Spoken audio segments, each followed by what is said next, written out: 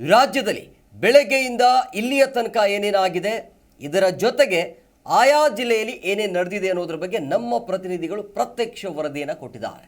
ಒಂದೊಂದಾಗಿ ನೋಡ್ತಾ ಹೋಗೋಣ. ಪ್ರಮುಖವಾಗಿ ಚಿತ್ರದುರ್ಗದ ಮುರುಘಾ ಮಠದಲ್ಲಿ ಆಡಳಿತ ಬದಲಾವಣೆ ಆಗಿದೆ. ಈಗ ಆಡಳಿತ ನಿರ್ವಹಣೆಗೆ ಅಧಿಕಾರಿಯ ನೇಮಕ ಮಾಡಲಾಗಿದೆ. ಇದರ ಬಗ್ಗೆ ಹೆಚ್ಚಿನ ಡೀಟೇಲ್ಸ್ ನೀಡಿದ್ದಾರೆ ನಮ್ಮ ಪ್ರತಿನಿಧಿ ಮಾಲ್ತೇಶ್ ಅರಸ್. ಕರ್ನಾಟಕ ರಾಜ್ಯದಲ್ಲಿ ಇದೀಗ ಮತ್ತೊಮ್ಮೆ ಡಾಕ್ಟರ್ ಶಿವಮೂರ್ತಿ ಮುರುಘಾ ಶರಣರು ಸದ್ದಾಗ್ತಿರುವಂಥದ್ದು.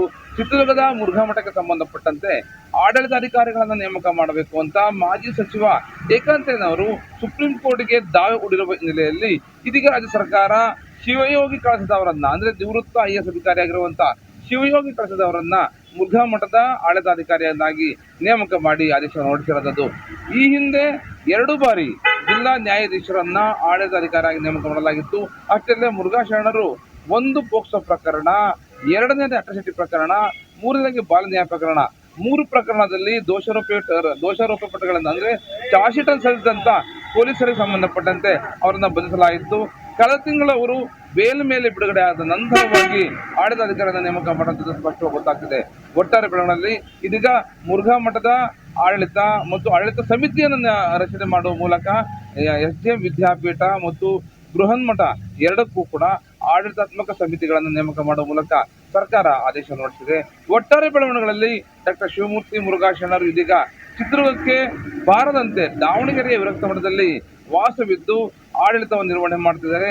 ಅದೇನೇ ಆಗಲಿ, ರಾಜ್ಯ ಸರ್ಕಾರ ತೆಗೆದುಕೊಂಡಿರುವ ಈ ಒಂದು ನಿರ್ಧಾರಕ್ಕೆ ಎಲ್ಲ ಭಕ್ತ ಸಮೂಹ ಕೂಡ ಒಂದು ಪರವಾದ ಭಕ್ತ ಸಮೂಹ ಭಕ್ತರಿಂದ ಸಪೋರ್ಟ್ ಅನ್ನು ಕೊಟ್ಟರೆ, ಮತ್ತೊಂದು ಭಕ್ತ ಸಮೂಹ ತೀರಾ ಆಕ್ರೋಶವನ್ನು ವ್ಯಕ್ತಪಡಿಸಿರುವಂತದ್ದು. ಯಾಕೆ ಅಂತಂದ್ರೆ ಪ್ರಮುಖವಾಗಿ ಸ್ಥಳೀಯ ಶಾಸಕ KC ವೀರೇಂದ್ರ ಪಪ್ಪಿ ಮುರುಘಾ ಮಠದ ಪರವಾಗಿರುವಂತದ್ದು ಮತ್ತು ಅವರ ಸಹೋದರ KC ನಾಗರಾಜ್ ಕೂಡ ಕಳೆದ ಈ ಹಿಂದೆ ಆದಂತ ಮುರುಘಾ ಮಠದ ಶರಣ ಸಂಸ್ಕೃತಿ ಉತ್ಸವದ ಕಾರ್ಯಾಧ್ಯಕ್ಷರಾಗಿ ಕೂಡ ಕೆಲಸವನ್ನು ಮಾಡುವಂತದ್ದು. ಆ ಬೆಳವಣಿಗೆಗಳಲ್ಲಿ ಇದೀಗ ಮುರುಘಾ ಮಠದ ವಿರುದ್ಧವಾಗಿರುವಂತ ಮಾಜಿ ಸಚಿವ ಏಕಾಂತಯ್ಯನವರು ಸುಪ್ರೀಂ ಕೋರ್ಟ್ ಅಲ್ಲಿ ದಾವೆ ಹೂಡಿರುವ ಹಿನ್ನೆಲೆಯಲ್ಲಿ ಆಡಳಿತಾತ್ಮಕವಾದಂತಹ ಒಪ್ಪಿಗೆಯನ್ನು ಕೊಡಲಾಗಿದೆ. ಒಟ್ಟಾರೆ ಬೆಳವಣಿಗೆಗಳಲ್ಲಿ ಮುರುಘಾ ಮಠ ಇದೀಗ ಮತ್ತೊಮ್ಮೆ ಸದ್ದನ್ನಾಗಿರುವಂಥದ್ದು ಮತ್ತು ಈ ಸಮಿತಿಗೆ ಯಾರ್ಯಾರನ್ನು ಸೇರ್ಪಡೆ ಮಾಡಿಸಿಕೊಳ್ಳಬೇಕೆನ್ನುವ ಅಂಶ ಕೂಡ ಗುಟ್ಟಾಗಿ ಉಳಿದುಕೊಂಡಿದೆ. ಮಾದೇಶ್ವರ ಜೀಕರಣ ನ್ಯೂಸ್, ಚಿತ್ರದುರ್ಗ. ಶಾಲಾ ಕಟ್ಟಡ ಕಳಪೆ ಕಾಮಗಾರಿಯಿಂದ ಕೂಡಿದೆ ಅಂತ ಈಗ ಆಕ್ರೋಶವನ್ನು ಹೊರಹಾಕಿದ್ದಾರೆ ಆ ಗ್ರಾಮಸ್ಥರು ಗುತ್ತಿಗೆದಾರರ ವಿರುದ್ಧ. ಇದರ ಜೊತೆಗೆ ಸರ್ಕಾರಿ ಹಣವನ್ನು ಲೂಟಿ ಮಾಡಲಾಗಿದೆ ಅನ್ನುವಂಥ ಆರೋಪ ಕೂಡ ಕೇಳಿ ಬರ್ತಾ ಇದೆ. ಈ ಬಗ್ಗೆ ಹೆಚ್ಚಿನ ಮಾಹಿತಿ ನೀಡಿದ್ದಾರೆ ನಮ್ಮ ಪ್ರತಿನಿಧಿ ವೀರೇಶ್ ರೆಡ್ಡಿ. ಸರ್ಕಾರ ಕೋಟಿಗಟ್ಟಲೆ ಅನುದಾನ ಬಿಡುಗಡೆ ಮಾಡಿದರೂ ಕೂಡ ಅದು ಸಾರ್ವಜನಿಕ ಕೆಲಸಕ್ಕೆ ಉಪಯೋಗವಾಗ್ತಾ ಇಲ್ಲ ಎನ್ನುವುದಕ್ಕೆ ಈಗ ಯಾದಗಿರಿ ಜಿಲ್ಲೆಯ ಒಂದು ಕೇತಳ್ಳಿ ಗ್ರಾಮದಲ್ಲಿ ನಡೆದಿರುವಂಥ ಘಟನೆ ಕೂಡ ಸಾಕ್ಷಿಯಾಗಿರುವಂಥದ್ದು. ಏನೋ ಒಂದು ಶಾಲೆಗೆ ಬಂದಂಥ ಅನುದಾನದಲ್ಲಿ ಒಂದು ಸುಮಾರು 25 ಲಕ್ಷ ರು ವೆಚ್ಚದಲ್ಲಿ ಬಂದಂಥ ಅನುದಾನ ಏನಿತ್ತು, ಇದು ಒಂದು ಶಾಲೆಯ ಒಂದು ಹೆಚ್ಚುವರಿ ಕೊಠಡಿಗಳನ್ನು ಅಳವಡಿಸಲು ಈಗಾಗಲೇ ಏನೋ ಒಂದು ಗುತ್ತಿಗೆದಾರರಿಗೆ ಒಂದು ಗುತ್ತಿಗೆಯನ್ನು ನೀಡಲಾಗಿತ್ತು. ಆದರೆ ಗುತ್ತಿಗೆ ಪಡೆದಂಥ ಗುತ್ತಿಗೆದಾರ ಸರಿಯಾಗಿ ಒಂದು ಕಾಮಗಾರಿ ನಿರ್ವಹಿಸದ ಹಿನ್ನೆಲೆಯಲ್ಲಿ ತೀರಾ ಕಳಪೆ ಕಾಮಗಾರಿಯನ್ನು ನಿರ್ವಹಿಸ್ತಿರುವಂಥದ್ದು, ಏನೋ ಒಂದು ಗ್ರಾಮಸ್ಥರನ್ನು ಕೂಡ ಒಂದು ಕೆರಳಿಸುವಂತಾಗಿರುವಂಥದ್ದು. ಈ ಹಿನ್ನೆಲೆಯಲ್ಲಿ ಒಂದು ಸ್ಥಳಕ್ಕೆ ಭೇಟಿ ನೀಡಿದಂಥ ಏನೋ ಒಂದು ಕೇತಳ್ಳಿಯ ಒಂದು ಶಾಲೆಯ ಪೋಷಕರಿರ್ಬೋದು ಮತ್ತು ಗ್ರಾಮಸ್ಥರೆಲ್ಲರೂ ಸೇರಿಕೊಂಡು ಈಗ ಏನೋ ಒಂದು ಗುತ್ತಿಗೆದಾರನಿಗೆ ಒಂದು ತರಾಟೆಗೆ ತೆಗೆದುಕೊಂಡಂಥ ಸಂದರ್ಭದಲ್ಲಿ ಗುತ್ತಿಗೆದಾರ ತಕ್ಷಣವೇ ತಾನು ಮಾಡಿದಂಥ ಕಳಪೆ ಕಾಮಗಾರಿಯನ್ನು ಸ್ವತಃ ತಾನೇ ಅದನ್ನು ತೆಗೆದು ಹಾಕುವಂಥ ಕೆಲಸಕ್ಕೆ ಮುಂದಾಗಿರುವಂಥದ್ದು. ಇದು ಎಲ್ಲೋ ಒಂದು ಕಡೆ ಸಾರ್ವಜನಿಕ ವಲಯದಲ್ಲೂ ಕೂಡ ಚರ್ಚೆಗೆ ಗ್ರಾಸ ಆಗಿರುವಂಥದ್ದು. ಯಾಕೆಂತಂದರೆ ಸರ್ಕಾರದಿಂದ ಬಂದಂಥ ಅನುದಾನವನ್ನು ದುರುಪಯೋಗ ಪಡಿಸಿಕೊಂಡು ಅದರಲ್ಲೂ ಕೂಡ ಇಲಾಖೆ ಅಧಿಕಾರಿಗಳು ಮತ್ತು ಎಲ್ಲರ ಸಮ್ಮುಖದಲ್ಲಿ ಈ ರೀತಿಯಾದಂಥ ಒಂದು ಕಳಪೆ ಕಾಮಗಾರಿಗೆ ಮಾಡಲು ಮುಂದಾಗಿರುವಂಥದ್ದು ಒಂದು ನಿಜಕ್ಕೂ ಕೂಡ ಒಂದು ದುರ್ದೈವ ಅಂತಲೇ ಹೇಳ್ಬೋದು. ಏನು ಶಾಲಾ ಶಿಕ್ಷಣ ಇಲಾಖೆಯ ಒಂದು ಹೆಚ್ಚುವರಿ ಕಟ್ಟಡಕ್ಕಾಗಿ ಏನೋ ಒಂದು ಹೈದರಾಬಾದ್ ಕರ್ನಾಟಕ ಅಂದರೆ ಕಲ್ಯಾಣ ಕರ್ನಾಟಕ ಅಭಿವೃದ್ಧಿ ನಿಗಮದ ಅಡಿಯಲ್ಲಿ ಬಂದಂಥ ಸುಮಾರು 25 ಲಕ್ಷಕ್ಕೂ ಅಧಿಕ ಹಣ ಏನು ಈಗ ಶಾಲೆಗೆ ಮಂಜೂರಾಗಿತ್ತು. ಅಲ್ಲಿ ಕಟ್ಟಿದಂಥ ಕಟ್ಟಡ ಈಗ ತೀರಾ ಕಳಪೆ ಕಾಮಗಾರಿಯಾಗಿರೋದ್ರಿಂದ ಅದನ್ನು ತೆರವುಗೊಳಿಸಿ ಪುನಃ ಕಾಮಗಾರಿ ಮಾಡಬೇಕೆನ್ನುವ ಒಂದು ಗ್ರಾಮಸ್ಥರ ಒತ್ತಾಯಕ್ಕೆ ಈಗ ಗುತ್ತಿಗೆದಾರ ಮಣಿದು ಮತ್ತೆ ಪುನಃ ಕಾಮಗಾರಿ ಮಾಡಲು ಮುಂದಾಗಿರುವಂಥದ್ದು. ಇನ್ನೂ ಎಷ್ಟು ಈ ರೀತಿಯಾದಂಥ ಒಂದು ಕಾಮಗಾರಿಗಳು ಇದ್ದಾವೆ ಅನ್ನುವಂಥದ್ದು ಈಗ ಅಧಿಕಾರಿಗಳ ಒಂದು ತಂಡ ಭೇಟಿ ನೀಡಿದಾಗಲೇ ಈಗ ಮಾಹಿತಿ ಹೊರಬರಬೇಕಾಗಿರುವಂಥದ್ದು. ಎಲ್ಲ ಒಂದು ಕಡೆ ಸರ್ಕಾರದ ದುಡ್ಡಲ್ಲಿ ಒಂದು ಅನಧಿಕೃತ ಅಂದರೆ ಕಳಪೆ ಕಾಮಗಾರಿ ಮಾಡಿ ಕೈ ತೊಳೆದುಕೊಳ್ಳಬೇಕೆನ್ನುವ ಒಂದು ಗುತ್ತಿಗೆದಾರರಿಗೆ ಈಗ ಗ್ರಾಮಸ್ಥರು ಚಳಿಪಡಿಸುವ ಮೂಲಕ ಪುನಃ ಕಾಮಗಾರಿ ಮಾಡುವಂತೆ ಮಾಡಿರುವಂಥದ್ದು. ವೀರೇಶ್ ರೆಡ್ಡಿ, ಜೀಕರಣ ನ್ಯೂಸ್, ಯಾದಗಿರಿ. ಹಾವೇರಿ ಜಿಲ್ಲೆಯಲ್ಲಿ ನೀರಿಗಾಗಿ ಜನ ಪರದಾಡುವಂಥ ಪರಿಸ್ಥಿತಿ ನಿರ್ಮಾಣ ಆಗಿದೆ. ಕುಡಿಯುವ ನೀರಿಗಾಗಿ ಜನ ನರಳದಾಡ್ತಾ ಇದ್ದಾರೆ. ಇದರ ಬಗ್ಗೆ ಮತ್ತಷ್ಟು ಮಾಹಿತಿ ನೀಡಿದ್ದಾರೆ ನಮ್ಮ ಪ್ರತಿನಿಧಿ MD ಹಣಗಿ. ರಾಜ್ಯದಲ್ಲಿ ಬರಗಾಲದ ಭೀತಿ ಆವರಿಸಿದೆ. ಜೊತೆಗೆ ಏನಂದ್ರೆ ಹಾವೇರಿ ಜಿಲ್ಲೆಯಲ್ಲಿ ಏನಂದ್ರೆ ಹನಿ ನೀರಿಗೂ ಜನರು ಹಾಹಾಕಾರವನ್ನ ಅನುಭವಿಸ್ತಿರ್ತಕ್ಕಂಥದ್ದು.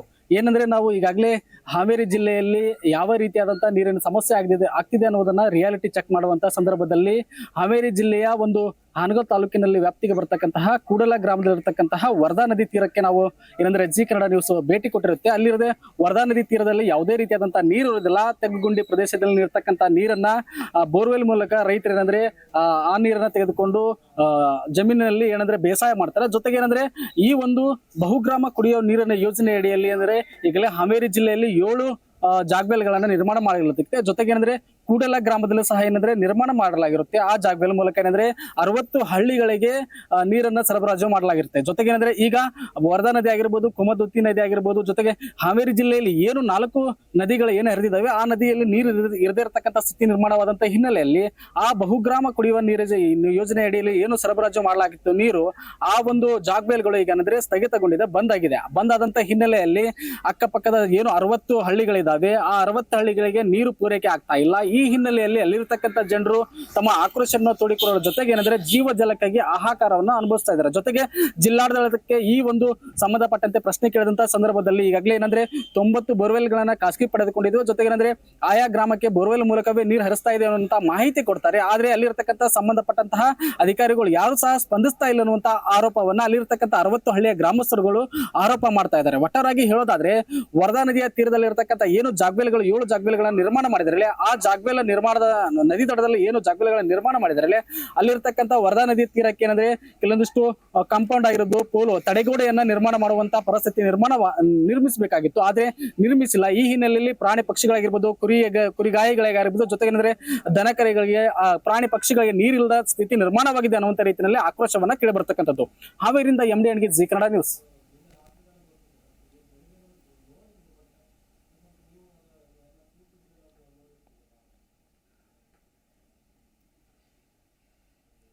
ಹಾವೇರಿಯಲ್ಲಿ ಆಗಿರುವಂಥ ಸಮಸ್ಯೆ ಇದು.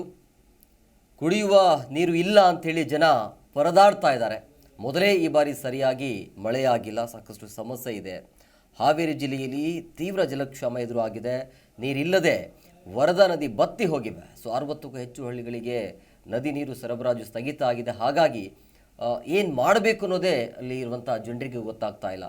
ದೃಶ್ಯಾವಳಿಯಲ್ಲೂ ಕೂಡ ನೀವು ಗಮನಿಸ್ತಾ ಇದ್ರಿ ಯಾವ ಪರಿ ಜನ ಪರದಾಡ್ತಾ ಇದ್ದಾರೆ ಅಂಥೇಳಿ. ಅಲ್ಲಿ ನೋಡಿ, ಪ್ರಾಣಿಗಳಿಗೂ ಕೂಡ ನೀರಿಲ್ಲದೆ ಒದ್ದಾಡುವಂಥ ಪರಿಸ್ಥಿತಿ, ನರಳಾಡ್ತಾ ಇದ್ದಾರೆ ಜನ. ಇದು ಆರಂಭ, ಬೇಸಿಗೆ ಆರಂಭದಲ್ಲೇ ಈ ರೀತಿಯ ಸಮಸ್ಯೆ ಇದೆ. ಹಾಗಾಗಿ ಪರ್ಯಾಯ ವ್ಯವಸ್ಥೆ ಏನಾದರೂ ಮಾಡಬೇಕಾಗತ್ತೆ.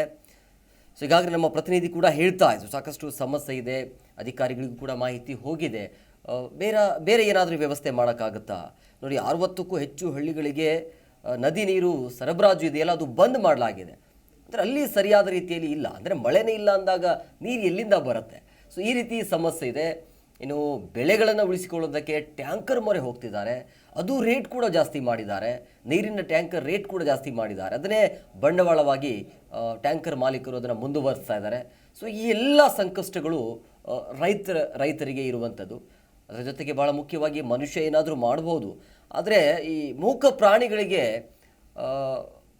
ಈ ಒಂದು ಬೇಸಿಗೆ ಕಾಲದಲ್ಲಿ ನೀರಿಲ್ಲ, ಮೇವು ಇಲ್ಲ ಅಂತ ಹೇಳಿದಾಗ ಸಾಕಷ್ಟು ಸಮಸ್ಯೆ ಆಗುತ್ತೆ. ಈ ಒಂದು ವಿಚಾರಕ್ಕೆ ಸಂಬಂಧಪಟ್ಟಂತೆ ಅಲ್ಲಿ ಸ್ಥಳೀಯ ಅಧಿಕಾರಿಗಳಿಗೆ ಇರುವಂಥ ರೈತರು, ಸ್ಥಳೀಯರು ಕೂಡ ಪದೇ ಪದೇ ಮನವಿಯನ್ನು ಕೊಡ್ತಾನೇ ಇದ್ದಾರೆ. ಆದರೆ ಆ ಕಡೆ ಗಮನ ಕೊಡಬೇಕಾಗತ್ತೆ. ಭಾಳ ಮುಖ್ಯವಾಗಿ ಉತ್ತರ ಕರ್ನಾಟಕ ಅಂತ ಬಂದಾಗ ಈ ರೀತಿಯ ಸಮಸ್ಯೆ ಎದುರಾಗ್ತಾ ಇದೆ. ಸೊ ಇದು ಬೇಸಿಗೆ ಆರಂಭ ಅಷ್ಟೇ. ಆದರೆ ಈ ಸಂದರ್ಭದಲ್ಲಿ, ಈ ಸಮಯದಲ್ಲಿ ಇಂಥ ಸ್ಥಿತಿಯನ್ನು ನೋಡಿದಾಗ ನಿಜಕ್ಕೂ ಕೂಡ ಬೇಸರ ಆಗುತ್ತೆ. ಇನ್ನು ಇದು ಉತ್ತರ ಭಾಗದಲ್ಲಿ ಓಕೆ, ಬೆಂಗಳೂರಿನಲ್ಲೂ ಕೂಡ ಈ ರೀತಿಯಾಗಿ ಆಗ್ತಾ ಇದೆ. ನೋಡಿ, ಬೆಂಗಳೂರಿನಲ್ಲೂ ಕೂಡ ಒಂದು ನೀರಿನ ಟ್ಯಾಂಕರ್ ರೇಟ್ 5,000 ರಿಂದ 6,000 ಹೆಚ್ಚಳ ಆಗಿಬಿಟ್ಟಿದೆ.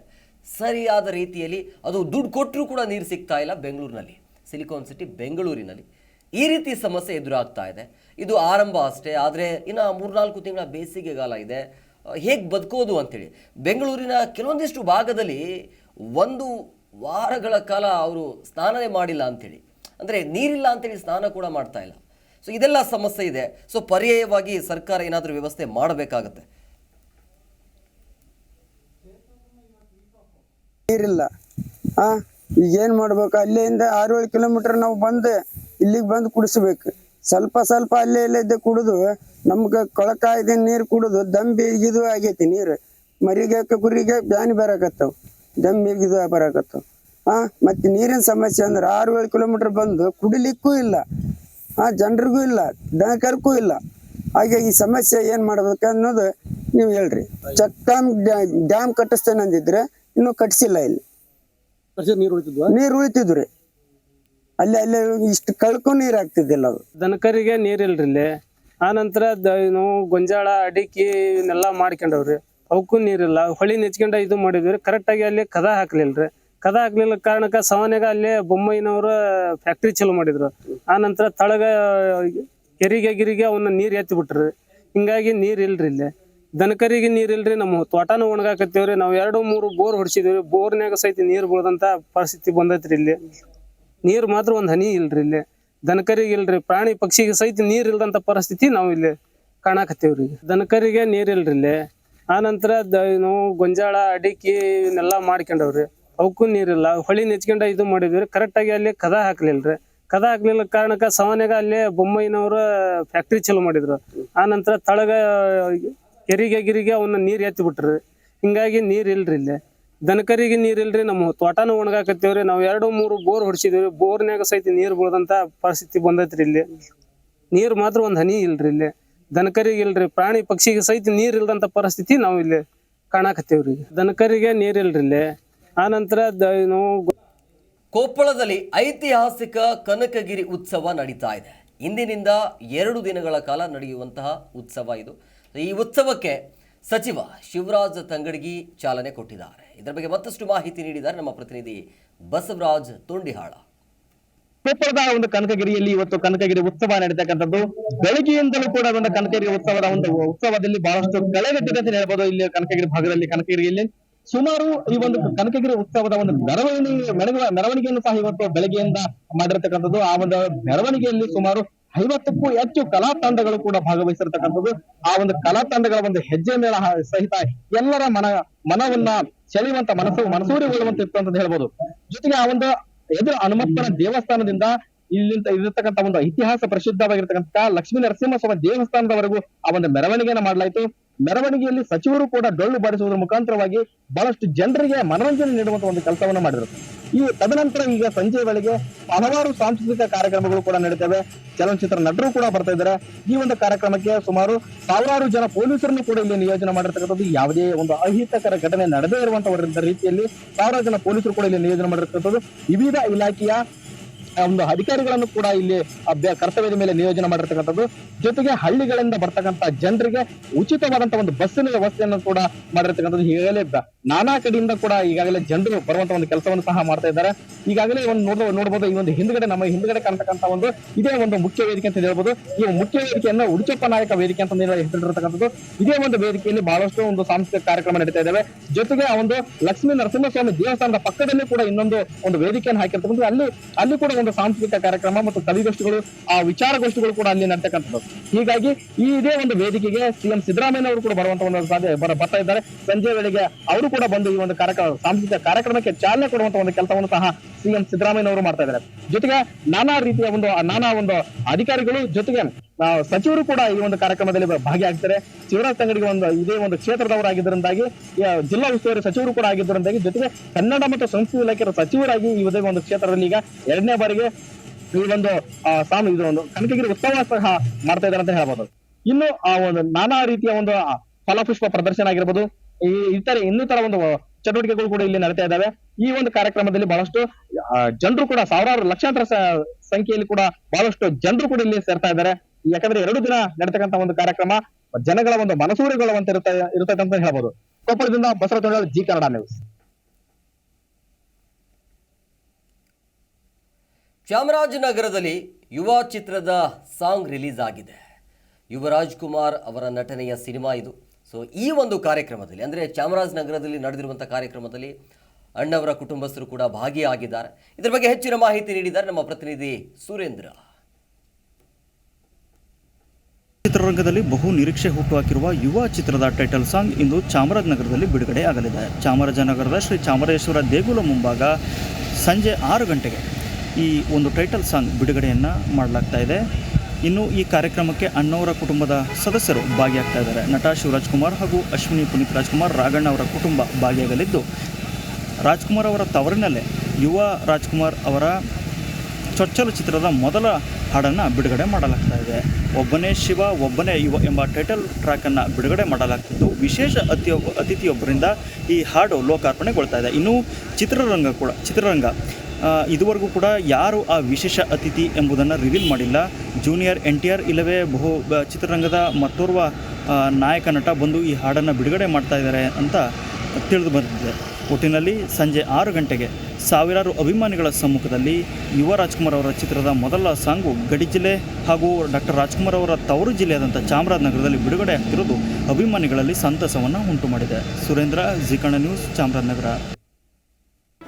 ಜಿ ಕನ್ನಡ ನ್ಯೂಸ್ ಈಗ ನಿಮ್ಮ ಮನೆಯಲ್ಲೇ ನೋಡಿ. ಎಲ್ಲ ಕೇಬಲ್ಗಳಲ್ಲಿ ಈಗ ಲಭ್ಯ. Sun Direct 292, Jio TV 1334, U Digital 162, City Cable 51, GTPL 17, Abhishek cables 821, Rock Line telecommunication 51, Shri Basaveshwara number 60, Vinayaka digital number 53, In Digital number 896ರಲ್ಲಿ. ನಿಮ್ಮಿಷ್ಟದ ಜಿ ಕನ್ನಡ ನ್ಯೂಸ್ ನೋಡಿ ಆನಂದಿಸಿ.